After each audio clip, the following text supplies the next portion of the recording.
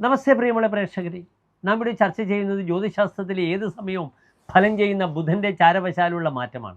ബുധൻ ഇതാ 1200 ഇടവമാസം 23-ാം തീയതി മുതൽ കേവലം 16 ദിവസം, മിഥുനമാസം 8-ാം തീയതി വരെയുള്ള 16 ദിവസങ്ങൾ മിഥുനൻ രാശിയിലേക്ക്, സ്വന്തം ക്ഷേത്രത്തിലേക്ക് പ്രവേശിക്കുകയാണ്, സ്വന്തം ഗൃഹത്തിലേക്ക് പ്രവേശിക്കുകയാണ്.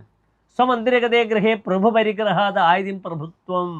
ഒരു ഗ്രഹം സ്വന്തം ക്ഷേത്രത്തിൽ പ്രവേശിക്കുമ്പോൾ രാജാവിലൂടെ തനിക്ക് അംഗീകാരം ലഭിക്കുന്നു, അധികാരികളുടെ തനിക്ക് പവർ, അധികാരം അത് ലഭിക്കും.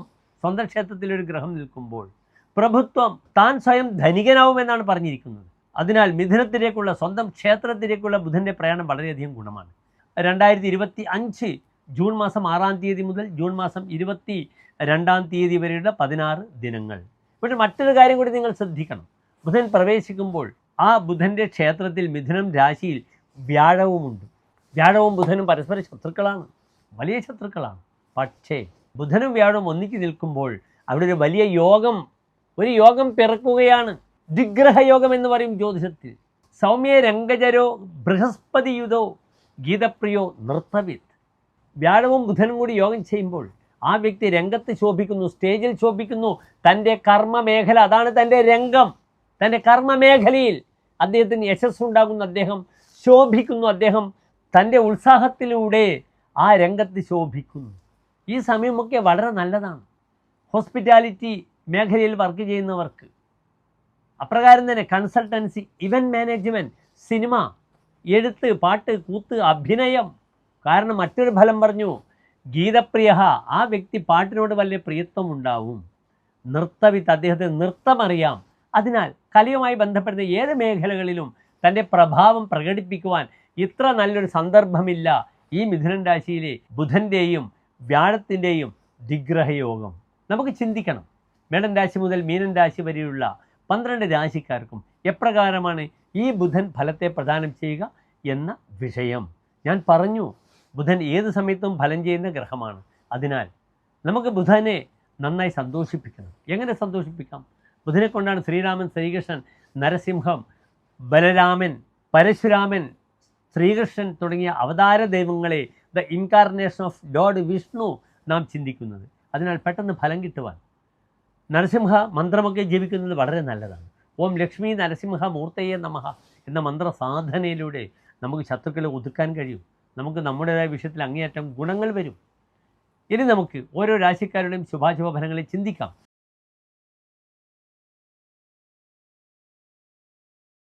മകം പൂരം ഉത്രം നക്ഷത്രത്തിൻ്റെ ആദ്യത്തെ 15 നാഴിക വരുന്ന 2 നക്ഷത്ര സമൂഹമാകുന്നു ചിങ്ങൻ രാശി.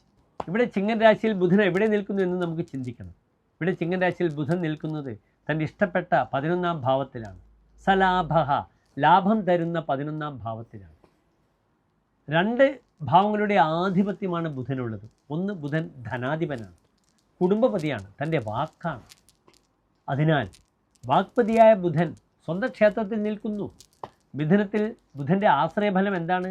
വികത്തന ശാസ്ത്രകലാവിദഗ്ധ പ്രിയംവദ സൗഖ്യരഥസ്തൃതിയെ. വികത്തന വിശേഷണ കഥ്യത ഇതി വികത്തന, നന്നായി സംസാരിക്കുവാനുള്ള പ്രാപ്തി ഉണ്ടാകുന്നു.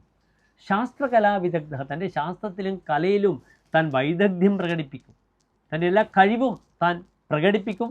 അർപ്പണബോധത്തോടുകൂടി വർക്ക് ചെയ്യും. പ്രിയംവദ, നന്നായി സംസാരിക്കും, പ്രിയമുള്ള വാക്കുകൾ സംസാരിക്കും. നല്ല സൗഖ്യത്തോടു കൂടി ഇരിക്കുകയും ചെയ്യും.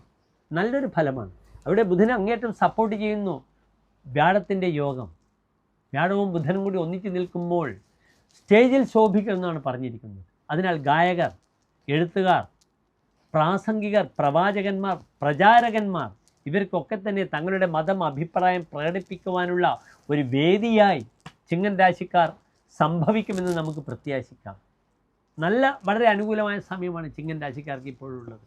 ആ ബുധൻ അങ്ങേയറ്റം പ്രാധാന്യത്തെ പ്രദാനം ചെയ്യും. ഈ ബുധന് മറ്റ് പ്രത്യേകതയുണ്ട്.